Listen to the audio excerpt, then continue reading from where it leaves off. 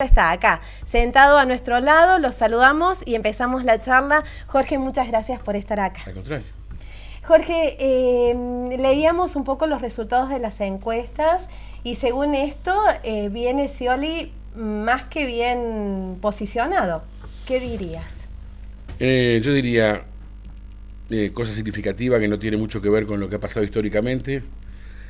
El resultado que hoy marcan las encuestas es casi el mismo de las PASO. El oficialismo en los 40, el macrismo en los 30, el masismo en los 20. Y la pregunta es por qué los grupos están tan compactados y a ninguno se le ocurre moverse hacia el otro. Es cierto que el sciolismo está desgranando pequeñas unidades en su favor, que la diferencia que era de 10,5 puntos en la provincia de Buenos Aires ahora es de 12,4. ¿Y a qué lo atribuís? Bueno, en el oficialismo lo atribuyo a que hay un 55% de argentinos que quiere un cambio de gobierno. Es decir, el oficialismo está cerca de su techo, que es 45%. Aunque con 40 y más de 10 alcanza. En la oposición creo que la oposición ha cometido un severo error, es decir, su discurso no está convocando mayoría, digamos, no está logrando entusiasmar. Es muy extraño que los terceros no se disuelvan en directo. ¿Existe realmente una alternativa para el votante que va a tener que poner su voto en las urnas el 25 de octubre? ¿Hay una alternativa a lo que estamos viviendo como gestión de gobierno en este momento, real?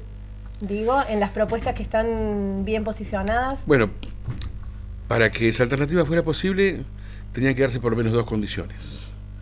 Que la ciudadanía quisiera cambiar de gobierno y que alguien quisiera cumplir con ese mandato.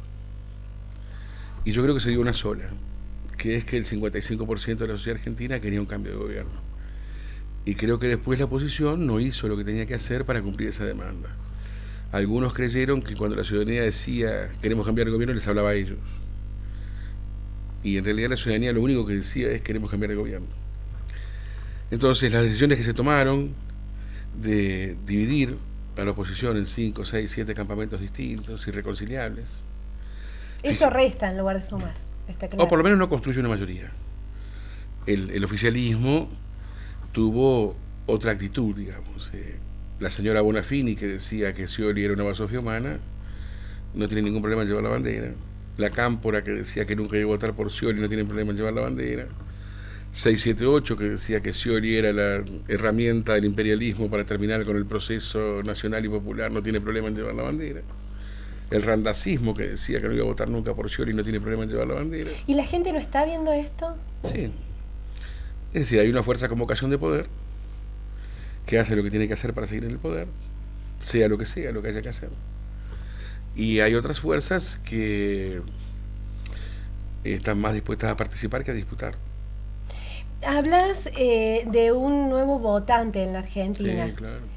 ¿Desde cuándo y qué lo caracteriza? La edad, básicamente. La mitad del padrón argentino tiene menos de 45 años. Los mayores de 45 años vivimos en la Argentina donde se nacía radical o peronista. La política era muy simple. Estábamos en corrales, el 40% estaba dentro del corral del peronismo, el 25% dentro del corral del radicalismo.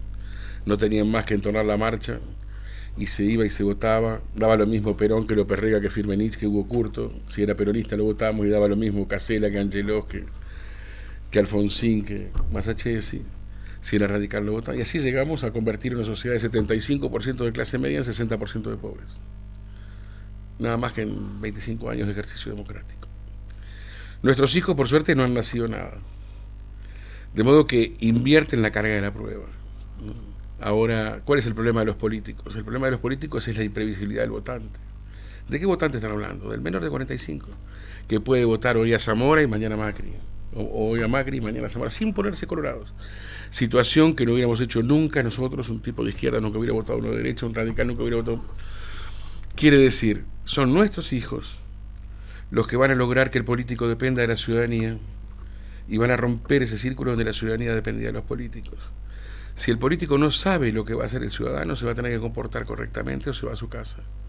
Cuando todos éramos ganado, cuando todos hacíamos lo que el político decía sin preguntarle qué era lo que pensaba o con quién lo iba a hacer, convertimos 75% de clase media en 60% de pobres.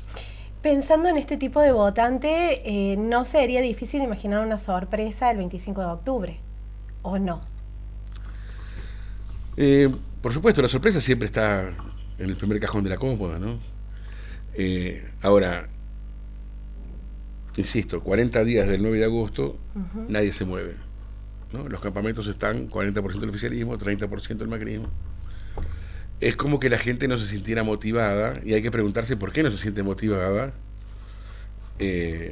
a confiar en otro que no no lo haya están sido. viendo los políticos de la oposición a esto. Los políticos de la oposición creen que están diciendo lo que tienen que decir y no se dan cuenta que lo que están diciendo no es lo que convoca mayoría ni lo que construye mayorías, digamos. Están jugando sus pequeños jueguitos, que no digo que estén malintencionados, digamos, ¿no? Pero pareciera muy cierto que hay un grupo con vocación de poder, haya que hacer lo que haya que hacer para eso, y hay otro grupo que tiene más problemas con los opositores que con los oficialistas. Digamos, fue más difícil unir a la oposición, siendo todos opositores, que unir a los irrenunciables diferendos que había dentro del oficialismo, donde se trataban de basofia humana. Jorge, hay un dato que me llamó mucho la atención de los resultados de esta encuesta que presentas hoy. El 51,7% cree que el kirchnerismo puede ganar, pero el 43,3% cree que este modelo está agotado. Y eso explica ¿Cómo la pregunta. se entiende esto? Y es facilísimo. Lo que está diciendo es, tienen la potencia, tienen la actitud, tienen las herramientas, saben cómo hacerlo, pueden ganar una elección. La mayoría, la misma que cree que el kirchnerismo puede ganar una elección, la misma mayoría cree que el kirchnerismo se agotó, que no puede dar más que lo que dio. Lo que está diciendo básicamente es que no hay relevo. Scioli no es el relevo. No, yo creo que los analistas cometimos un error hace un año cuando creímos que Scioli podía ser interpretado como kirchnerismo. Es decir, el oficialismo llega a 40 porque una cantidad muy importante de su votante piensa que Scioli no es kirchnerismo, ni va a ser kirchnerismo. Pero a pesar de esto, el kirchnerismo lo mantiene, lo sostiene. Lo sostiene y lo rodea, es decir, obviamente no le confía. Es decir, el kirchnerismo ha podido hacer muchas cosas. Lo que no ha podido hacer es crear un hijo para la presidenta.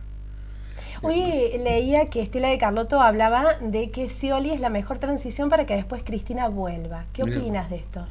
Que no vuelve nadie, que nadie ha vuelto, que no creo de ninguna manera en esa hipótesis. Estela de Carlotto está tratando de explicar por qué va a votar a Scioli, digamos, que le está poniendo insisto, el kirchnerismo no ha podido crear un candidato propio que pudiera representarlos electoralmente con dignidad y ha tenido que alquilar un vientre. Scioli es un alquiler de vientre, digamos, el menos deseado, el odiado por todos, el visto como poca cosa por todos, al que el kirchnerismo tiene que votar porque es el que más mide. Bueno, lo hacen. La oposición, resulta que si el otro opositor tiene mal aliento, no.